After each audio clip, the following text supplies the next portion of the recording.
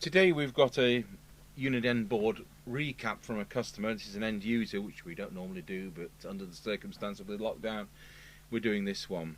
So I've just connected it all up. We need to do make sure that it's in working order, and one of the things he wants me to do is to get rid of a stupid Roger bleep that some Wally's put in. So we'll switch it on. Oh, that's alright, it's on channel 31. He's a good customer. So let's see what power it's doing.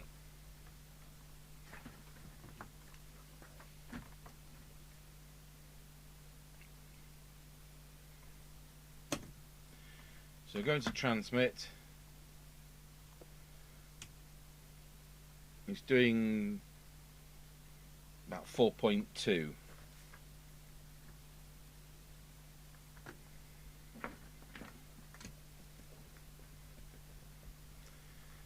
Deviation, while no, why isn't there any?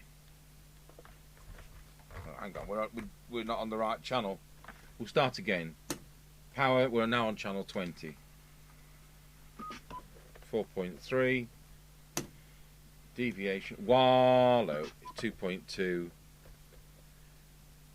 2.5, exactly where it should be. Meter needs to come up a bit. And on receive, I'll just do 20 and 12 decibels so we know where we are. 20 dB synad, 12 dB synad.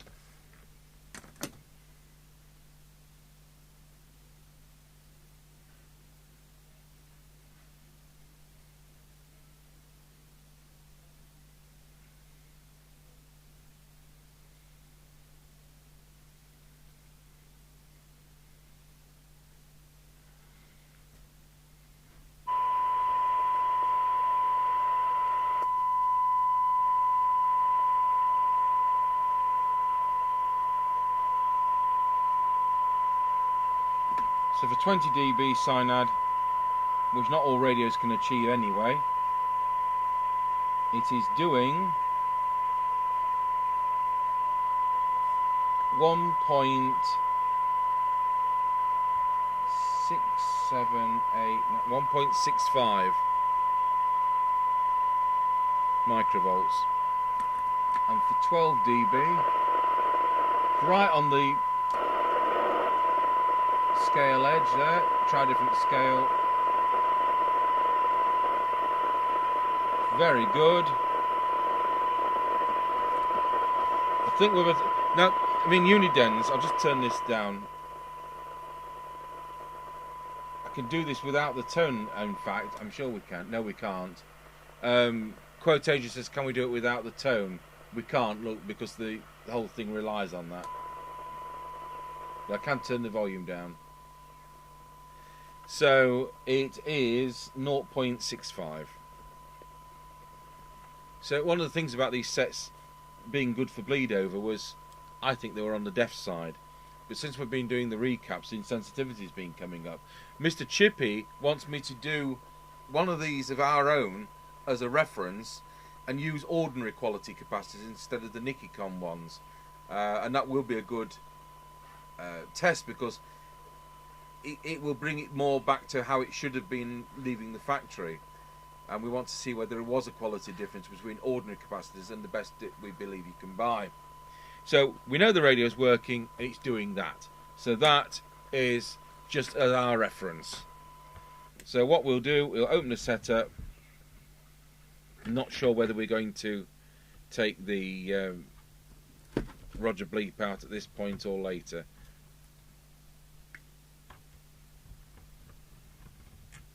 I'll need the soldering iron on because, oh, these have got screws in the back, because I know that these are a soldered in speaker.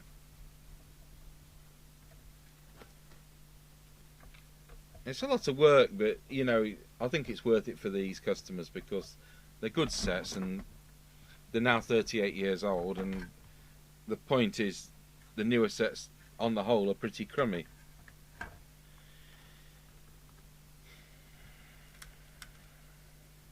I love these people who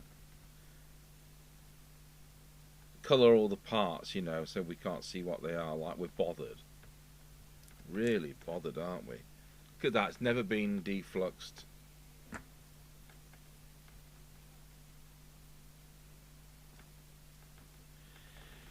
I'll send him that back.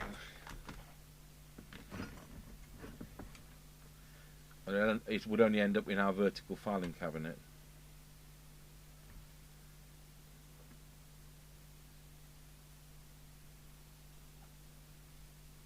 I just want to see which one of these has been connected to the negative end. It doesn't matter, but I just want to put it back right, and with them both being the same colour wire, that one was what should be the negative end.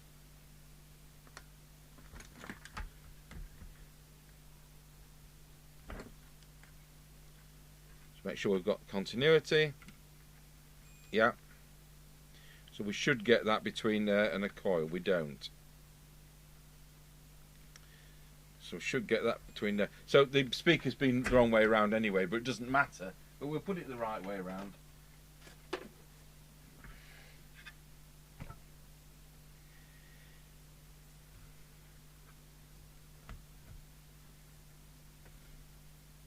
Right, I'll get rid of that and I'll just then make sure the set's working again, and then I'll do the recap. Right, so we've done the capacitors. So they're all Nichicon apart from one there, because we haven't got that in stock. They're on back order. I put this order in December with RS, and quite a lot of back order items. Now one of the values is 0.22, and that only came 1 hour ago.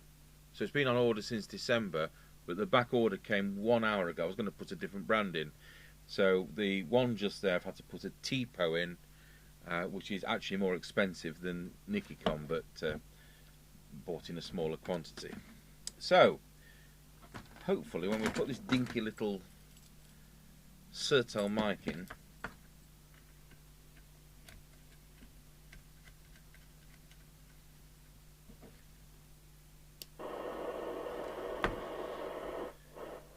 right, so put the camera on there and we'll start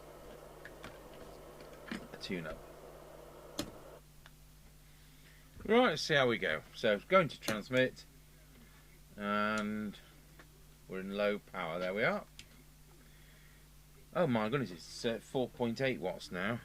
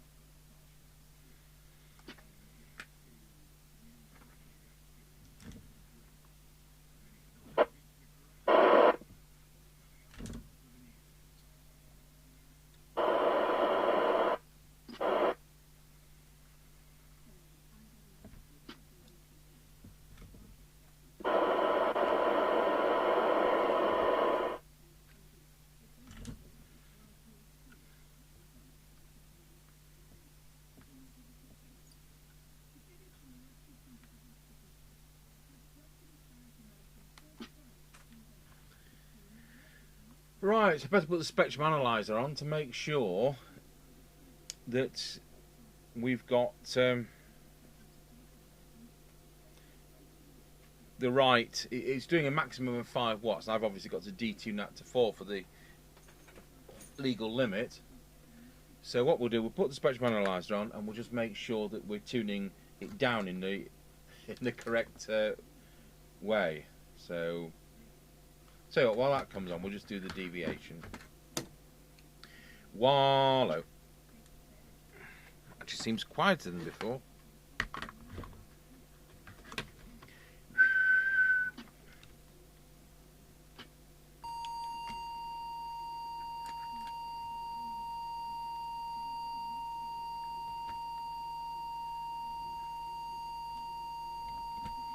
Can't you remember? It's that one down there, isn't it?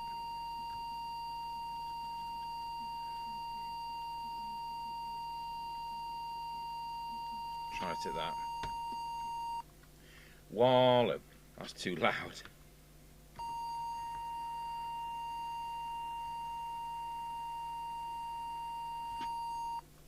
Wallop. 1, 2, 1, 2, 1, 2. That's too quiet. How bizarre is this?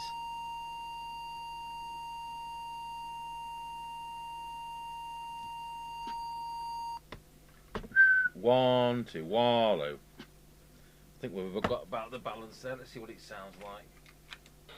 Testing 1, 2, 3, 4, 5, 5, 4, 3, 2, 1. I might have to set this up with one of our standard mics, and then we'll put the customer's mic back. That might be the best thing to do later on.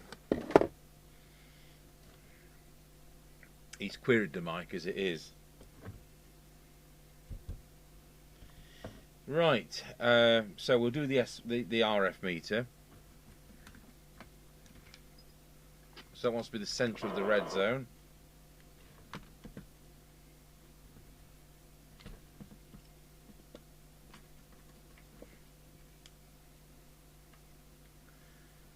That's the centre of the red zone. Low power should be 0.4 of a watt.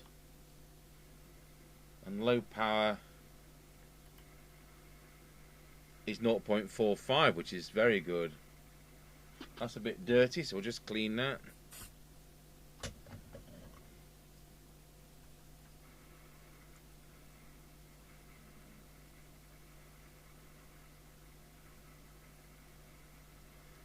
There we go. And now we'll just have a look at that spectrum analyzer. So I'll put in 27.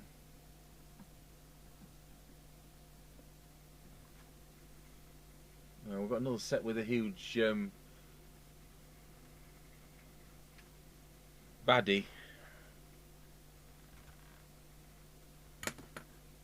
There we go. So as we tune this down,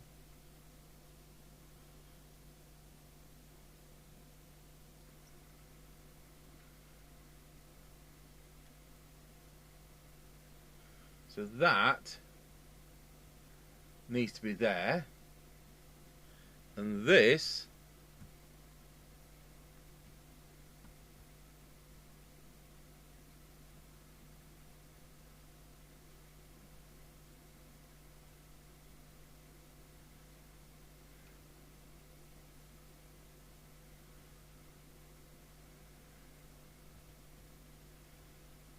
don't like that there. Let's try the other side. No, that's brought it up.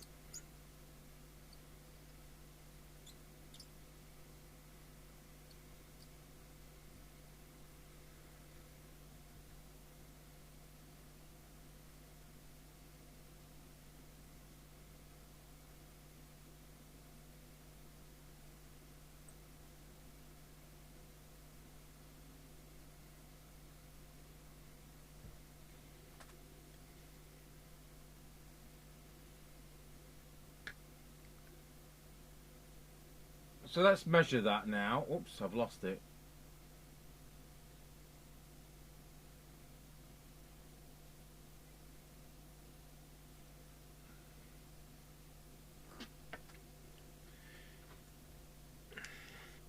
Okay, so if we look at that now, the marker is on the second harmonic is minus 56 dBm. So I think we've done very well there.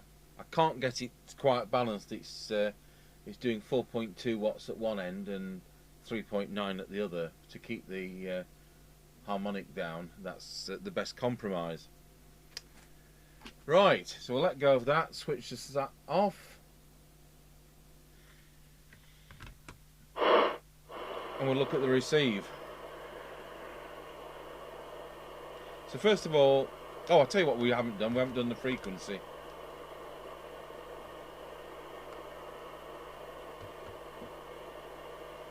So it should be 27,79125. These aren't adjustable. Do you know, look at that, 2779126. It's spot on. It's one of the things I don't like about this chassis. It isn't adjustable. It's spot on. Brilliant. So back to receive. We'll look at the oscilloscope. And we'll put an S9 signal on. And hopefully we can adjust the detector. It's either that one or that one. Let's go for that one.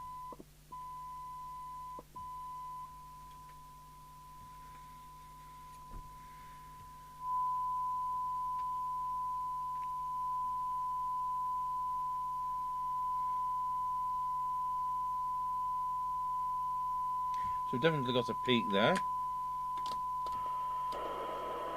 So we'll now go over to the cyanide meter.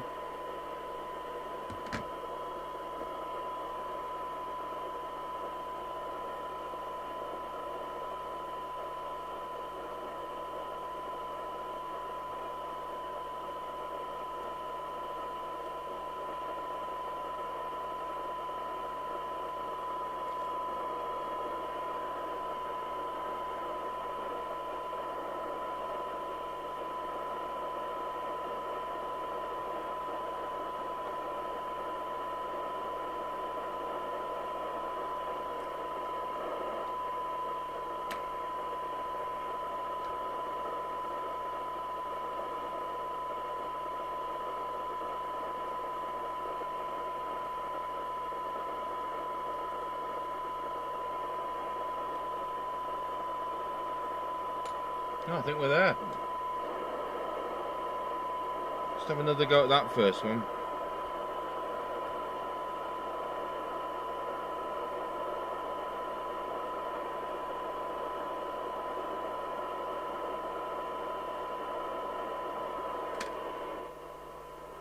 Right. Let's see if we can get a reading wherever I put my piece of paper.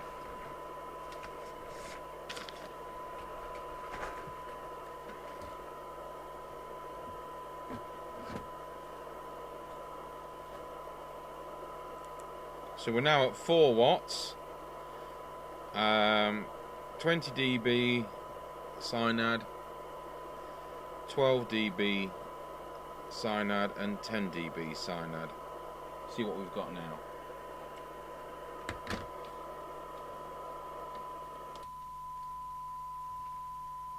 Oh, 20's right on the edge of my scale, it always is. In fact, it doesn't matter what measurement I take, they're always on the edge of my scale. So that's 20, and it is it's just under 1.2. So we could say 1.19 microvolts. So that's improved. So we'll go down a scale and read 12.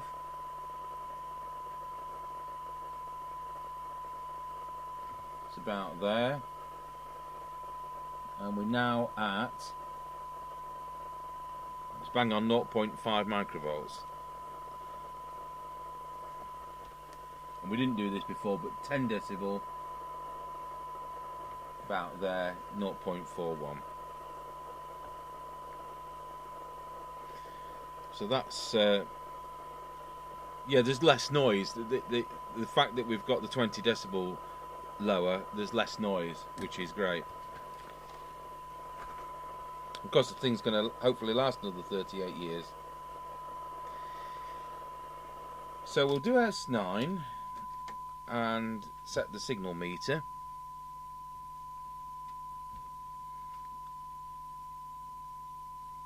So that's that done. Turn it down.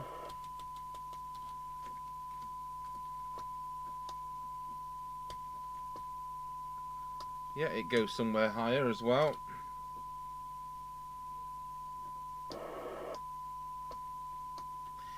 Good. So that's that. Oh, squelch. So I'll put that on the attenuator controls, and you can see where I am. So at the moment we're at 0.3 of a microvolt. I'll turn squelch to full. And let's advance this and see when it comes in. It wants to be 100 microvolts. 3, 10, 30, 100 hasn't come in. 300, 1, 3. Yeah, it's ridiculously strong. So,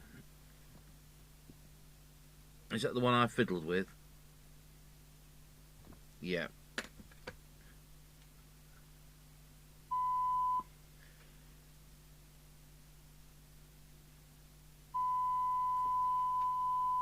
There we go, 100 microvolts. So we don't know where that was before because I upset it, looking for deviation, which was hiding in the corner. So now we'll go back to, we'll turn the signal generator off, we'll turn the squelch to minimum, set the threshold, and switch the signal generator back on at 0.3 of a microvolt. See when it comes in. Well, that's pretty lousy. 1.3 microvolts. Just see whether I can set that a bit more carefully. Switch the signal generator back on. That's better.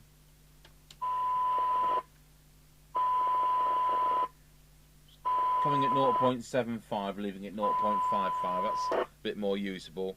A bit finicky setting that. But yeah, that's the squelch set. So I think we are there. Yep, I think I've defluxed the radio, so it actually looks a bit more half decent than it did. And I'm going to set the we're going to make up a mic, one of our standard mics, and I'm going to set the deviation with the standard mic, and then I'll see where that deviation is with the customer's mic, because I'm not quite sure whether that's 100%. Okay, so I've done one of our standard mics, and we'll do the deviation now, and I'll just do the quick whistle test. Wallow, it's well over 3.5. Now that tells me that the customer's mic is insensitive, very insensitive. So we'll just reset the deviation with our mic, and we'll give them the option to purchase a standard mic. What was that one down there? So just give that a go. Wallow. Testing 1, 2. That's it. So if I just put on our monitor receiver, I know this isn't really a very good test at close call. Just see whether we can. Testing 1, 2. Testing 1, 2, 3, 4, 5, 5, 4, 3, 2, 1. And now we'll do it with their microphone.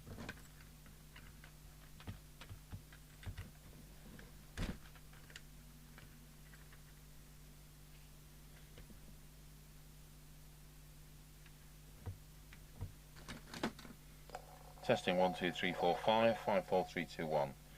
Wallow. Doesn't sound right. When we do the on the air test, we'll put both microphones into the base station and record that. That seems to be a fairer test. So I'll just plug ours in once again. What? Plugs in one mic, presses the transmit on another one. 1, 2 testing. Wallow. No, that's. Okay, so I've done one of our standard mics, and we'll do the deviation now, and I'll just do the quick whistle test. Wallow, it's well over 3.5. Now that tells me that the customer's mic is insensitive, very insensitive. So we'll just reset the deviation with our mic, and we'll give them the option to purchase a standard mic. What was that one down there? So just give that a go. Wallow.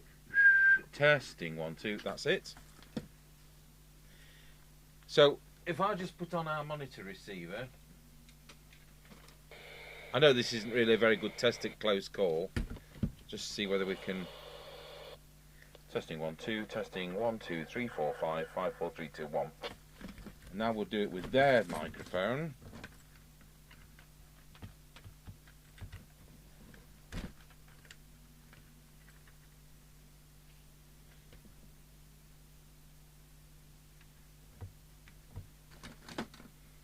Testing 1, 2, 3, 4, 5, 5, 4, 3, 2, 1. Wallow. Doesn't sound right. when we do the on the air test, we'll put both microphones into the base station and record that. That seems to be a fairer test. So I'll just plug ours in once again. What? Plugs in one mic, presses the transmit on another one. 1, 2 testing. Wallow. No, that's okay. So now we'll solder the speaker back on. We'll just tin the terminals. I notice it's 16 ohms on these sets. It's a point to note. So if we put 8 on, we're going to overload the amplifier, aren't we? So it was wired wrong way around. It really doesn't matter, but we may as well put it the right way around. So we'll just buzz that through. That is the negative. Let's put that one on.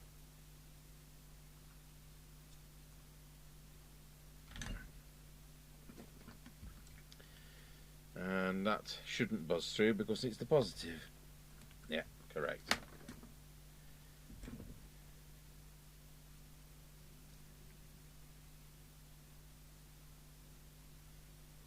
Right, I'll get the radio screwed together. Right, so just to conclude, if we go back to the power meter, I think we're doing 4.1 watt because we bring up that spurious emission deviation. It's actually cold, it's 4.4 there. So let's see what the target meter says if I don't throw it around.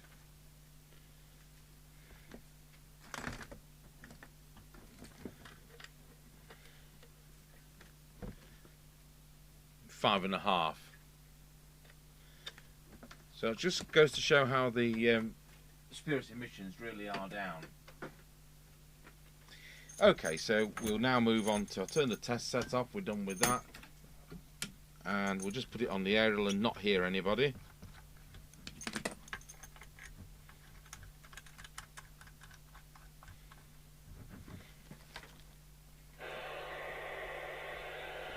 One niner, Roger.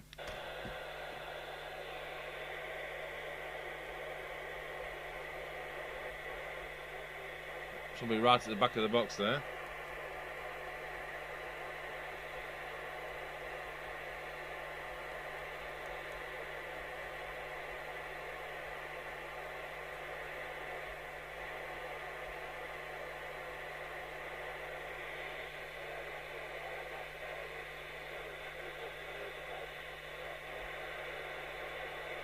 Most of the people you're going to hear on 19 will be in Nottingham, 35 miles away. So there you go. Right, we'll do an on-the-air test later on with that. The Mustang's waiting for a part, and the customer wants the S-meter altering on the 790. That'll just have to be booked in as another job. So I'll catch you later on with the on-the-air test. This is the Audioline 340 from 1981, now recapped and looks like it's working great. Thank you for watching.